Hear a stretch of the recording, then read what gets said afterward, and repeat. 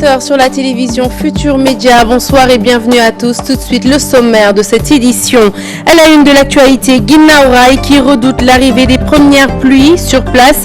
Les habitants sont toujours hantés par le mauvais souvenir que leur a laissé les inondations des années passées. À Kaolack, qui est dans le centre du pays, c'est le contraire. Les paysans s'inquiètent du retard des pluies. Les producteurs de maïs préconisent des solutions pour tenter de maîtriser l'eau. La tricherie et la fraude s'invitent aux examens du baccalauréat et du BFM. Malgré l'arsenal de sécurité déployé chaque année pour dissuader les filous, de nombreux candidats tentent de passer à travers les mailles du filet. Dans ce journal, les explications à ce phénomène qui survient souvent lors des examens, mais plus grave encore, que l'on retrouve aujourd'hui dans le monde du travail. À Louga, Mamadou Mbérissal entame son premier mandat à la tête du département, mais le choix de ses collaborateurs divise l'APR. Les conseillers du parti présidentiel lui reprochent de n'avoir pas respecté les accords fixés avec la direction du parti. Hors de chez nous, en Afrique du Sud, Madiba fêté ce 18 juillet, date du Nelson Mandela Day. À l'UCAD, un hommage des professeurs et étudiants a été rendu au leader de l'ANC. Voilà pour les titres. Le développement, c'est tout de suite.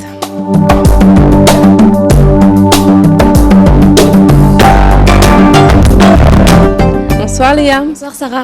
Rebonsoir à tous. L'hivernage et son lot de désagréments, une période que certaines populations appréhendent. C'est le cas à Guinaw Rail dans la banlieue où les habitants affirment redouter l'arrivée des premières pluies. Et pour cause, ils gardent en mémoire les mauvais souvenirs des saisons passées, Pafaraning et Mardien.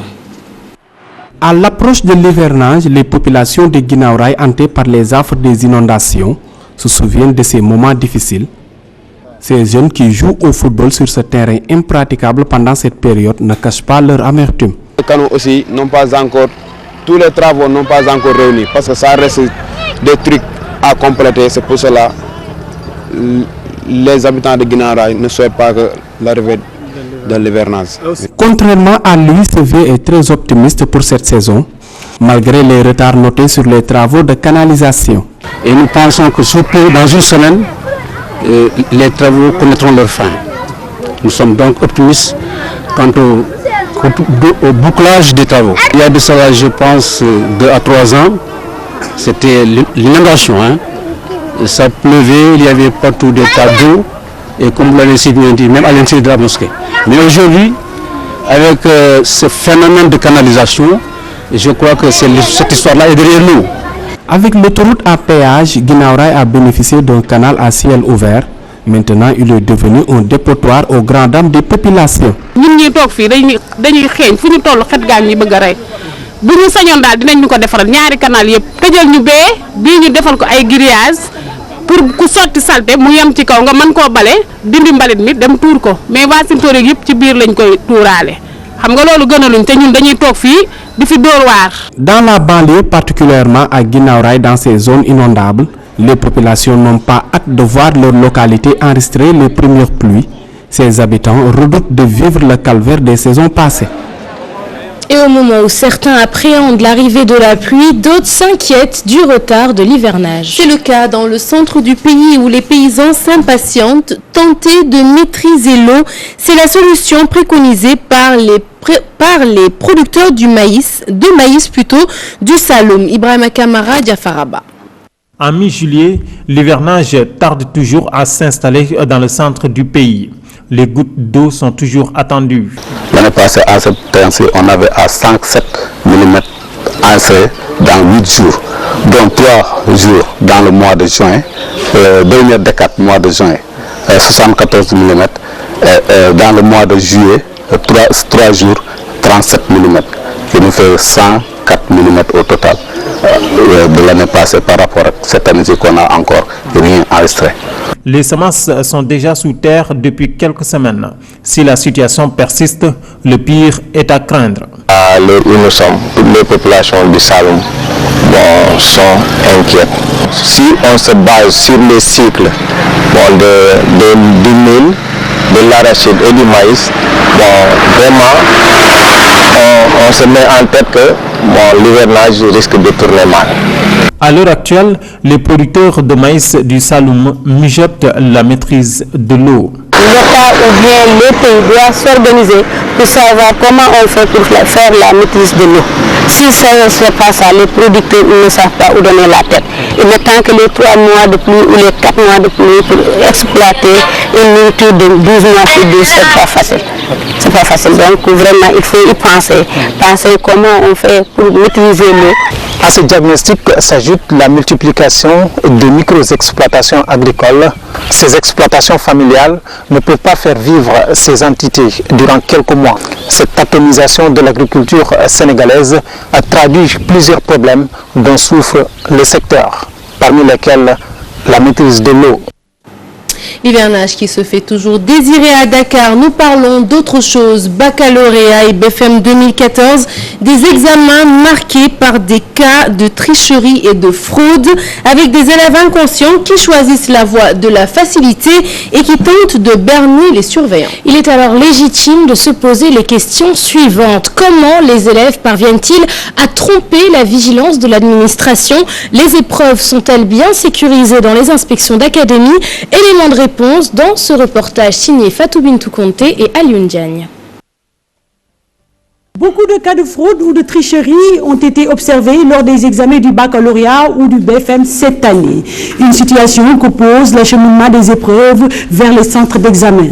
D'ici, bien sécurisé. Si vous prenez les sujets du BFM, ce sont les inspections d'académie qui viennent lever les épreuves. Une œuvre humaine, elle est extrêmement complexe. Vous pouvez fournir des sujets en toute sécurité, mais entre le moment où les gens ont levé les épreuves et le moment de l'administration de ces épreuves-là, il peut se passer beaucoup de choses. En tout cas, tout candidat pris en flagrant délit de tricherie est passible d'une sanction. Alors, il y a des sanctions administratives. C'est-à-dire le candidat qui est fraudeur et pris en flagrant délit peut être suspendu jusqu'à 5 ans. Où il participe. Puis même, elle encourt la sanction pénale. Il peut faire l'objet de poursuites pénales.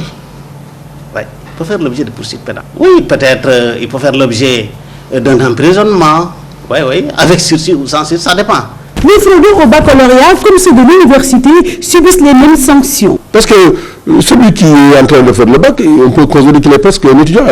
C'est le premier pas pour aller à l'université. Donc ils doivent savoir que quand ils seront à l'université, ce sont les mêmes sanctions qu'ils vont encourir. Mais blâme jusqu'à l'exclusion définitive de tous les établissements d'enseignement supérieur au Sénégal. Et, entre ces deux sanctions extrêmes, il y a des sanctions, suspension de 2 ans, etc. D'ailleurs, certains professeurs préconisent que des textes soient distribués aux élèves pour leur permettre de mieux connaître les sanctions encourues en cas de fraude ou de tricherie à l'école. Et malgré l'important dispositif de surveillance mis en place chaque année pour dissuader les filous, on constate différents cas de tricherie relayés par les médias. Qu'est-ce qui pousse les candidats à opter pour ce vilain défaut et surtout qu'en pensent leurs parents? Reportage signé Maïmouna Ndiaye. Bakary Kéba Diouf vient de décrocher son baccalauréat, des années de dur labeur. La tricherie, il n'y a pas pensé une seule fois. Si un élève se base sur la tricherie, je pense qu'il ne va jamais réussir. Parce que comment on peut aller à l'examen et penser à tricherie? Donc là, tu n'es pas confiant de 1, de 2, tu ne respectes pas tes parents. Parce que si on dépense tant d'argent pour que tu réussisses à l'école et que tu défends le nom de tes parents, donc ce n'est pas recommandé d'aller tricher. Parce que tricher, c'est pas de la dignité. Tout comme Bakary, cet élève pense déjà aux sanctions. Quand tu triches, on va te suspendre pendant 5 ans. Tu ne vas plus étudier dans aucune école. C'est une énorme perte. Les parents d'élèves, quant à eux, sont unanimes. Les élèves ont perdu leur repère. Malheureusement, les élèves aujourd'hui ne s'en rendent pas compte. Ils préfèrent tricher, avoir leur diplôme.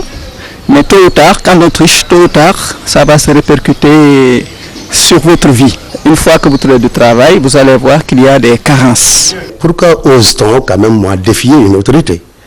Parce qu'un examen, c'est une structure étatique qui l'organise.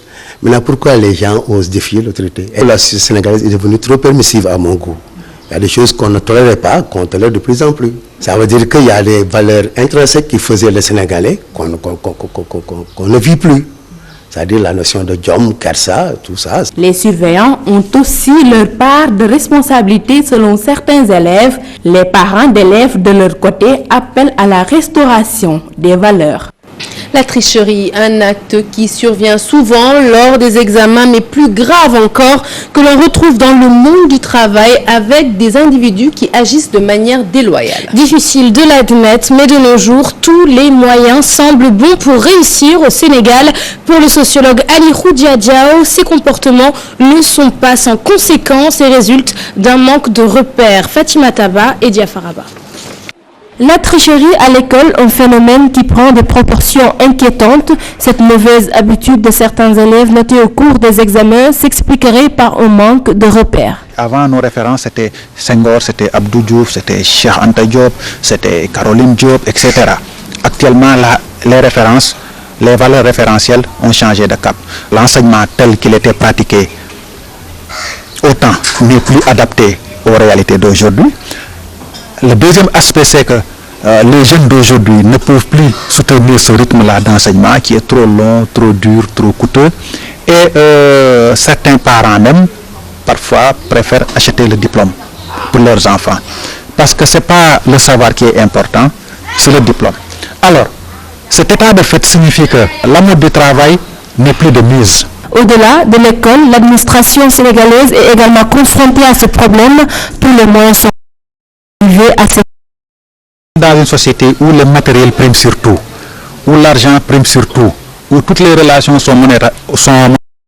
Ce qui se passe aujourd'hui dans ce Sénégal, c'est que nous avons une conception rapide de l'avoir et du savoir. Les valeurs de réussite, les valeurs de courage, les valeurs d'abnégation, le fait de se tuer au travail pour obtenir quelque chose est relégué au second plan. Des comportements qui plombent le développement d'un pays. Un tel cas de figure ne peut pas prospérer pour un pays comme le Sénégal.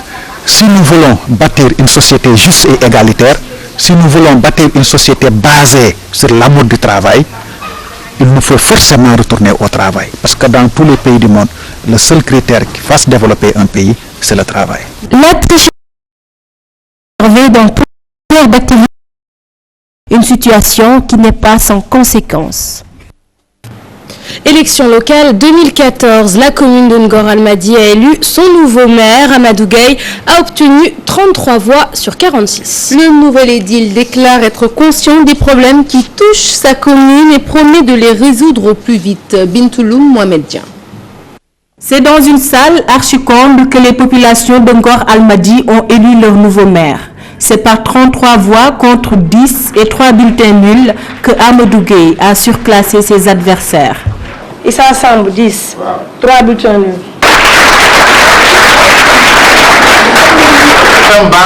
mi xam ne moo doon doyentage bi léegi dañ se déplace bi pour le nouveau maire. Le nouveau maire remercie les habitants pour leur confiance et les invite au travail pour assurer le développement de la commune. Très touché, très émouvant. Ce que nous allons faire de suite, c'est automatiquement nous appeler au travail.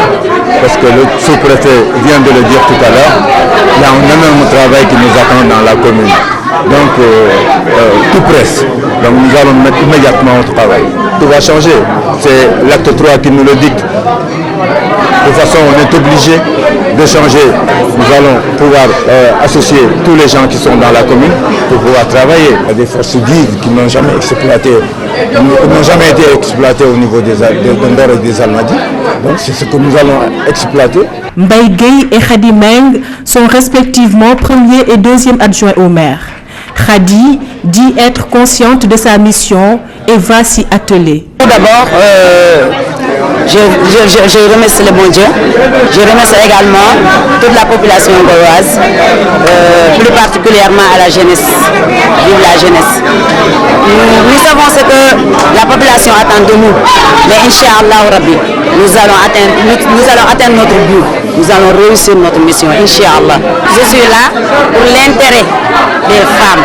Ça, je le dis à haute voix. La manifestation s'est déroulée dans la plus grande solennité. Il incombe désormais au nouveau maire et son équipe de faire leurs résultats. À Louga, conseil départemental et municipal ont été installés ensemble avec 55 voix sur 60. Entame son premier mandat à la tête de l'Assemblée départementale. Pour la commune, Moustapha Diop, tête de liste majoritaire de Benno Bokk Yakaar, hérite du fauteuil de maître Aminata Mbengue Ndiaye. Thierno Fall. Après avoir été élu par la majorité des voix, 55 sur 60 votants, le tout nouveau président du conseil départemental de Louga a invité l'ensemble des conseillers à dépasser les clivages politiques et de se mettre au travail pour répondre positivement aux attentes de leur mandat. Notre succès sera la réussite de tout le monde. Par un plan synchronique, nous tâcherons d'impacter le développement collégial et horizontal du département de Louga.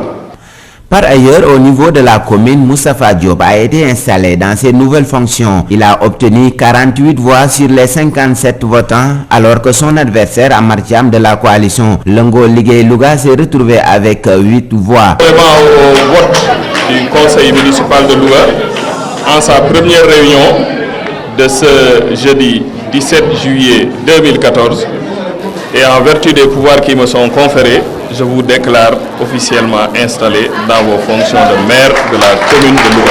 La tête de liste de la coalition Benno Bokk Yakaar, qui remplace Mme Aminata Mbengue Ndiaye à la tête de cette municipalité, s'engage à faire mieux que ses prédécesseurs. Je suis très conscient des maux qui gangrènent cette commune de Louga. Et pour en citer quelques-uns, le problème de l'électrification, l'assainissement, l'accès à l'eau potable, la construction de nouvelles routes, la création d'emplois et de richesses pour les femmes et les jeunes, et qui sera réglée dans un bref délai. La cérémonie s'est déroulée dans la salle de réunion de l'hôtel de ville de Louga. Elle a été présidée par le préfet du département de Louga, M. Omar Diallo. Et nous restons à Louga avec la composition du bureau du conseil départemental qui divise l'APR. Selon des conseillers du parti présidentiel, le nouveau président du conseil départemental n'a pas respecté les engagements fixés avec la direction de l'APR à Dakar. Une situation que ces conseillers qui n'ont pas manqué d'aviser le président Macky Sall qualifie de coup d'État électoral. Je vous propose d'écouter Kanbay. Il est le président de la convergence des cadres républicains de Louga et il est au micro de Thierno Fall. À notre grande surprise, nous avons constaté que Maudou Mbéry Sylla a fait fi du consensus qui a prévalu le lundi pour nouer une alliance contre nature avec l'opposition. Et la preuve, Dembaka, Kanbay, moi-même et Sidi Diallo ont été écartés purement et simplement du bureau du conseil départemental. C'est donc un coup d'État électoral qui a été perpétré contre ses frères de parti. C'est la raison pour laquelle nous attirons l'attention du président de notre parti, son Excellence le président Macky Sall, sur cette forfaiture. Attirer son attention et lui demander de prendre les décisions idoines pour que cette situation soit corrigée dans les meilleurs délais. Et nous parlons à présent de cet hommage des étudiants et professeurs à Nelson Mandela Madiba. Hommage rendu de la journée internationale dédiée aux leaders de l'ANC et célébrée ce 18 juillet. Une célébration placée sous le signe des enseignements de Mandela pour la résolution des conflits en Afrique. La manifestation a eu pour cadre l'université Cheikh Anta Diop de Dakar. Compte rendu signé Motou Diop et Fatidien. Cette compagnie de théâtre revisite de très belles pages de l'histoire de Mandela. Ces jeunes comédiens jouent ainsi leur partition en cette journée dédiée à Madiba. Oh freedom, freedom is coming. Oh yes, I know. Freedom, freedom. Oh freedom, freedom is coming. Oh yes, I know. Il est de ces grands hommes qui nous ont laissé une trace en notre temps. Il est de ces hommes qui nous ont entraînés vers le plus beau. Il nous donnait de grandes leçons de tolérance, de pardon et de foi. Dans cette salle de l'université Cheikh Anta Diop, on se rappelle ce citoyen du monde, mais surtout son héritage, un héritage que l'Afrique doit se servir pour la résolution de ses conflits. Mandela est un exemple et une source d'inspiration, exemple de persévérance et d'endurance dans la résistance à l'oppression coloniale, indulgence et humanisme envers les faiblesses humaines, qui lui ont permis de dénouer un des plus grands pièges qui menaçaient notre continent au tournant du XXe siècle, à savoir la guerre civile. Icône mondiale certes, mais africain avant tout, Nelson Mandela doit servir de modèle à la jeunesse de son continent. Madiba, c'est le symbole de la réconciliation, c'est le symbole du pardon, c'est le symbole de la négociation. Ce sont ces trois valeurs que nous voulons utiliser pour toute l'humanité. L'ombre du premier président noir de l'Afrique du Sud a plané dans la salle en ce 18 juillet. Mandela Day a été décrété par l'UNESCO. Et puis nous parlons de toute autre chose. Jouer au lido pour oublier la faim, une tradition bien sénégalaise en ce mois de Ramadan. Et même s'il est concurrencé par l'arrivée de jeux plus modernes à Grand Yoff, le lido reste prisé par grands et petits. Aïstou Païfal. On le croyait disparu, mais la population joue toujours au lido. Hommes, femmes et enfants. Même si certains l'ont délaissé pour d'autres jeux comme la PlayStation, ici à Grand Yoff, le lido reste un des jeux favoris. J'ai l'habitude de jouer à cela, surtout quand je n'ai pas de clients. Mon ami et moi, nous sortons du salon de coiffure pour passer le temps. Je suis un coiffeur, c'est mon passe-temps favori. Chez moi, nous jouons toujours au lido. Mes enfants adorent cela. Ce Ghanaïen en fabrique, répare et on vend. On amène le bois au Ghana, on amène le verre, on amène les photos. Parfois on achète des photos ici, on amène ça au Ghana. On fait ça parce que les lutteurs, on achète toujours les lutteurs qui ont des fans. C'est qu'il y a Balaguer, Modulo et Yakini, des champions là. Il y a des gens aussi qui aiment des musiciens comme Walisek aussi. En gros, on vend ça à 750, d'état à 1000 francs. Cette dame, quant à elle, n'en joue pas, une Tidjane avérée. Je suis de la confrérie Tidjania et c'est interdit. Et mon mari déteste voir cela. On en trouvait dans chaque maison, surtout en cette période de Ramadan.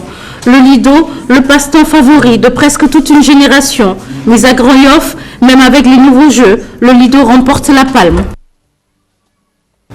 L'actualité hors de chez nous à présent, elle est marquée par les derniers développements des crashs du vol MH17 de la Malaysia Airlines, la tournée africaine de François Hollande arrivée au Niger ce vendredi également au menu, et puis l'Afrique du Sud qui a célébré le Mandela Day, récit signé Daniel Diouf.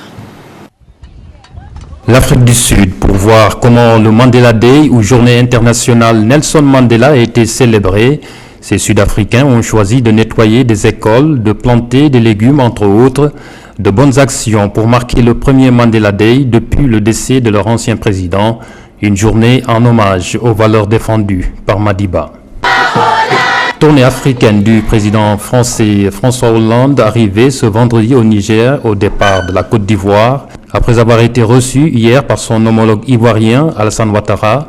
Ce vendredi, c'est le président nigérien Mohamedou Youssoufou qui a accueilli M. Hollande dont le déplacement est axé sur la lutte antiterroriste au Sahel, en plus des questions de développement.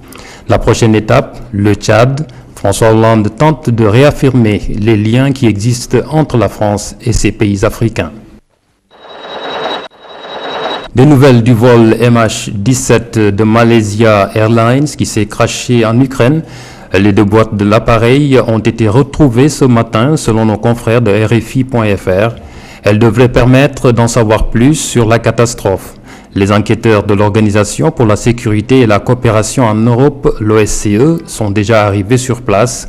Les séparatistes ukrainiens et pro-russes qui occupent la zone du crash se sont engagés à laisser les enquêteurs accéder au site. À la Maison-Blanche, où le président américain a fait une déclaration cet après-midi, Barack Obama a confirmé la piste du missile. Cet accident a fait plus de 290 morts, dont 173 néerlandais. Retour chez nous à présent, Corps en lutte, c'est le titre du nouvel ouvrage coédité par des anthropologues et ethnologues français, un livre dans lequel les auteurs se prononcent sur le sport national sénégalais. Seul bémol, selon les critiques, ce livre fait l'impasse sur les montages financiers et le retrait des sponsors, principal soutien de la discipline nationale. Cher Tidiane John. La lutte à l'épreuve des universitaires. Corps en lutte, un ouvrage qui décortique le sport national dans toutes ses dimensions. La lutte, c'est quelque chose de très vaste. Donc, c'est un thème, aujourd'hui, c'est un objet de recherche qui est immense. Donc, à travers ce bouquin-là, ce bouquin n'est pas exhaustif. On n'a pas la prétention de parler de toute la lutte ou bien de régler tous les problèmes, par exemple, qui tournent autour de la lutte. Mais ce qui nous a intéressé, c'est d'avoir un regard, par exemple, d'anthropologue, d'ethnologue. L'objectif, ce n'est pas, par exemple, de dire que tel lutteur gagne tant de millions, par exemple. Non. Mais c'est d'essayer de comprendre le pourquoi du comment de telle pratique. Pourquoi, par exemple, un Peul ne lutte pas comme un Wolof, qui ne lutte pas comme un Serer, etc. Actuellement, la lutte traverse des difficultés, car certains promoteurs ont même menacé de quitter l'arène. Un phénomène pas nouveau. Vous êtes jeune, mais il y a eu Falang. On a pensé qu'après Falang, il n'y aurait plus de lutteurs talentueux. Les Mbaye Gueye, les Robert, les Moussa Diamé, les Doudou Bakassar. Et ça a continué jusqu'au fils de Doubalès, qui lui-même a été un très grand champion et de lutte traditionnelle et de lutte olympique. Je pense que certainement, il y en a qui vont se retirer, qu'ils s'appellent promoteurs, qu'ils s'appellent comité national, mais d'autres vont tenir le flambeau. Cheikh Tidiane Wane et ses co-auteurs ont passé en revue cette discipline sportive, mais d'une manière assez incomplète, étant donné que certains aspects ont été négligés, principalement le mode et le retrait des sponsors dans l'arène nationale.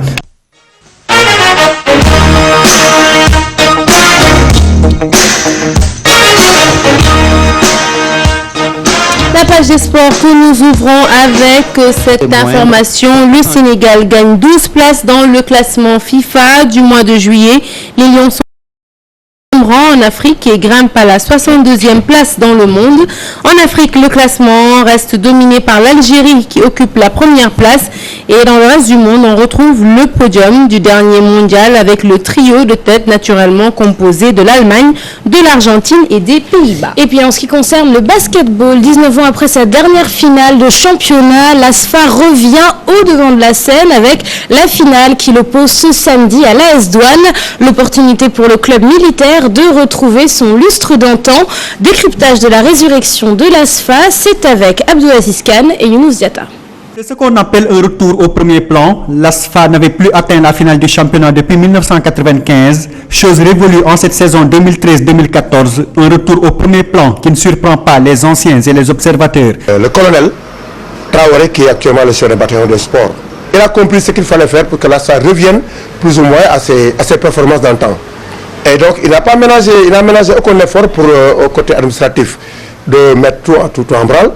Côté moyens matériels et financiers. Une équipe qui a progressé au fil de la compétition. Comme je l'ai dit tantôt, au début c'était un peu difficile, c'était des résultats en dents de scie. Mais après, vers la fin de la compétition, on a vu que voilà, l'équipe s'est bonifiée. L'absence continue de l'entraîneur Raoul Toupal. Et après, il était toujours avec l'équipe nationale du Sénégal, avec les différents entraîneurs, avec les campagnes. Et ce sont les assistants qui constituent l'équipe. Et il y avait toujours des ruptures. Et la saison 2013-2014, vous avez vu, il était en temps plein avec l'équipe. Un entraîneur de haut niveau, un diplômé supérieur. Et voilà, ça ne touche pas. Il est loin le temps où l'ASFA jouait les premiers rôles dans le championnat et ravitaillait l'équipe nationale. L'objectif est d'abord de redorer le blason du club militaire. Voilà, talentueux aussi, comme Ibrahim Dangué, très adroit. Voilà, donc moi je pense que la mayonnaise a pris vers la fin et cela a beaucoup aussi aidé l'ASFA, donc a permis l'équipe voilà, d'arriver à ce niveau. Il faut que nous ayons cette période-là engagée pour qu'on puisse mettre le cap pour les autres saisons prochaines. L'ASFA tentera de renouer avec son passé glorieux avec la finale qui l'oppose à l'AS Douanes ce samedi. Deux clubs qui ont déjà réussi une prouesse cette saison, mettre fin à l'hégémonie du Duc et de l'UGB. L'AS Douanes, justement, nous en parlons. L'AS Douanes est donc en finale du championnat et un homme ne serait pas étranger à cette performance. Il s'agit de Birahim Gaye, l'ailier fort des douaniers, avec des statistiques qui avoisinent les 20 points par match. Il serait à surveiller par l'ASFA samedi prochain. Je vous propose de faire plus ample connaissance avec lui à travers ce portrait signé Chersadi Boudiara, Ibrahim Khan. Il sera le joueur à suivre dans la finale AS Douanes ASFA de samedi prochain. Birahim Gaye, de son vrai nom, est depuis le début de la saison l'atout numéro 1 des douaniers. Du haut de ses 2,8 m, il reste serein en dépit de l'enjeu et des attentes.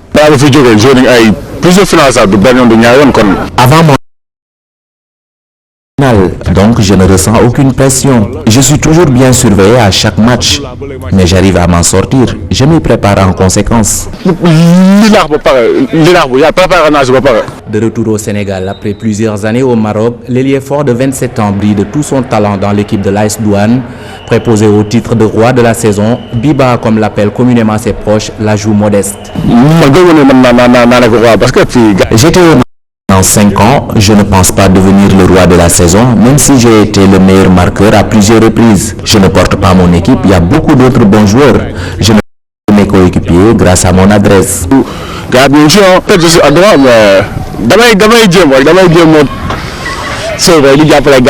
Attendu dans la présélection des Lions pour la Coupe du Monde 2014, Birahim Gaye ne figure pas sur la liste du coach Chersar. Ce dernier considère le joueur de l'AS Douanes loin du niveau des Lions. Une décision qui ne surprend pas le polyvalent basketteur qui refuse de verser dans la polémique.